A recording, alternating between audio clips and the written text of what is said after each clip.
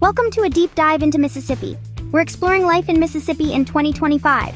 In 2024, Mississippi recorded over 200 murders. Get ready for an eye-opening ride through the Magnolia State. Now, let's talk about the cost of living in Mississippi.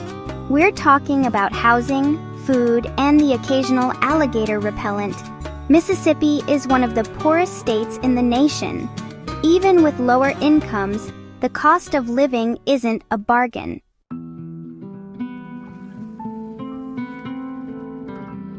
Let's talk housing, shall we? Because apparently, affordable is a relative term. In Mississippi, the median home value might seem like a steal compared to the national average. You could practically buy a mansion for the price of a studio apartment in San Francisco. But here's the catch. Wages in Mississippi are also significantly lower than the national average. It's like finding a $100 bill on the ground, only to realize you owe the mob $200. Sure, you technically have money, but you're still screwed.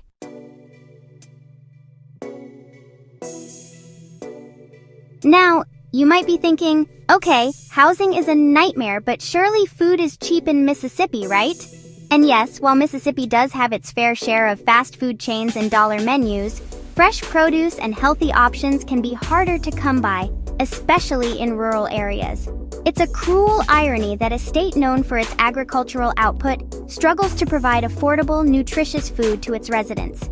It's like being a baker who can't afford to eat their own bread. And let's not forget about the hidden costs of living in a food desert, like the increased risk of diet-related health problems. It's a vicious cycle that disproportionately affects low-income communities and perpetuates the cycle of poverty. So while Mississippi might be a paradise for fried catfish and pecan pie lovers, it's not exactly a haven for those seeking affordable, healthy living.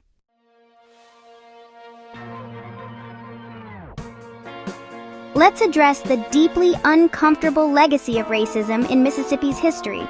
Systemic, institutionalized racism. Mississippi has a long, complicated history with race, from slavery to segregation to the ongoing fight for equal rights. Racism persists in Mississippi. Let's talk statistics, shall we? Because nothing says reality like a healthy dose of data points. When it comes to racial equality, Mississippi consistently ranks at the bottom.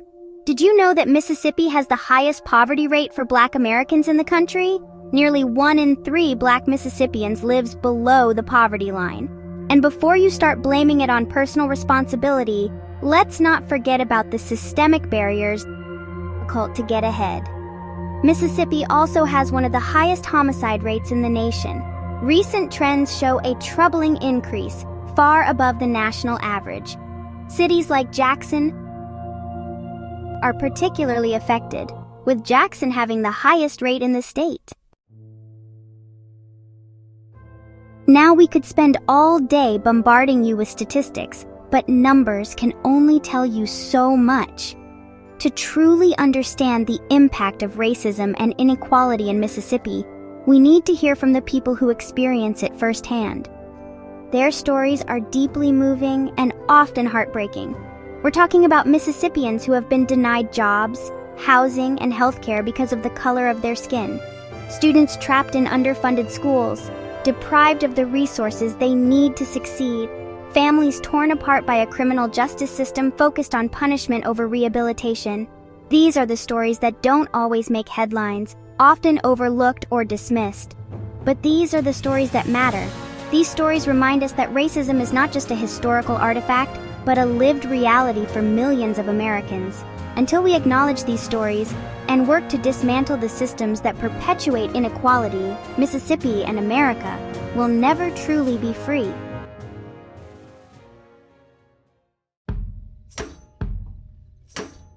Let's talk about Mississippi's prisons. The reality for many inmates is far less charming and far more grim. Mississippi's correctional facilities have faced scrutiny for good reason. Reports of overcrowding, inadequate healthcare, and violence paint a bleak picture. The conditions are extremely restrictive.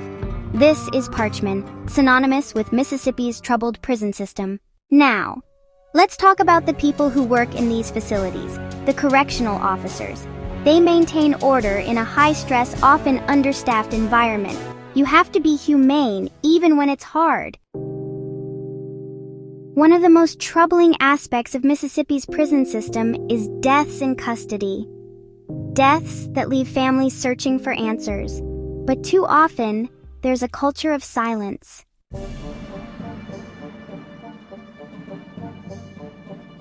All right, let's talk about Mississippi's cities. First up, we've got Jackson, the state capital and also its most populous city. Jackson's got its charms. You've got the Mississippi Museum of Art, the Mississippi Civil Rights Museum, essential viewing, and let's not forget the legendary blues music scene.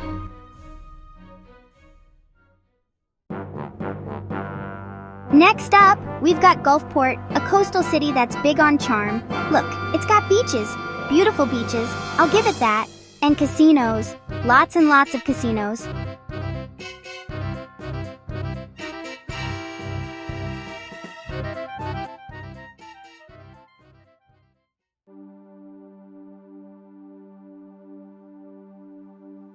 South Haven is basically a suburb of Memphis, except it's in Mississippi. Why go to the Mississippi version when you can go to the actual place? Touché. But South Haven has its upsides. It's safe and family-friendly. And close to Memphis, just a short drive to Graceland, Beale Street, and everything else Memphis offers. Now, let's address a serious issue in the Magnolia State. We're talking about the most dangerous cities in Mississippi. First up, we have Natchez, the one with the beautiful antebellum homes. Unfortunately, beneath that facade lies a serious crime problem. The homicide rate is alarmingly high. Next on our list of cities to avoid after dark is Meridian, where the only thing faster than the trains passing through is the rising crime rate. Meridian has its charms, like being the birthplace of Jimmie Rodgers, the father of country music. But somewhere along the line, Meridian lost its rhythm, and the crime statistics are anything but harmonious. The challenges here are significant, with economic opportunities being scarce. Now, I'm not saying Meridian is beyond saving, but it's going to take a lot of effort and community spirit to turn this town around.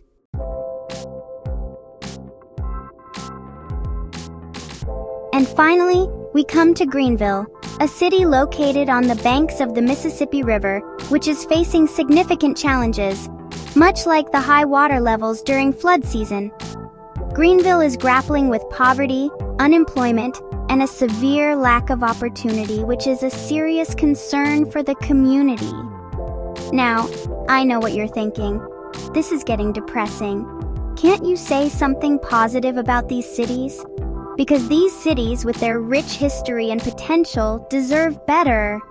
They deserve investment, they deserve resources, and most importantly, they deserve our attention. So, there you have it. Mississippi, a state of contradictions, of beauty and struggle, of hope and hardship. We've talked about the low cost of living, but also the high cost of inequality. We've explored its vibrant cities, but also the harsh realities faced by many of its residents. But most importantly, we've highlighted the urgent need for change. Mississippi, like many states in this country, is at a crossroads. It can choose a different future. A future where everyone has the opportunity to thrive. It's a future worth fighting for. And it starts with each and every one of us. And as always, thanks for watching. Don't forget to like, subscribe, and hit that notification bell for more informative content.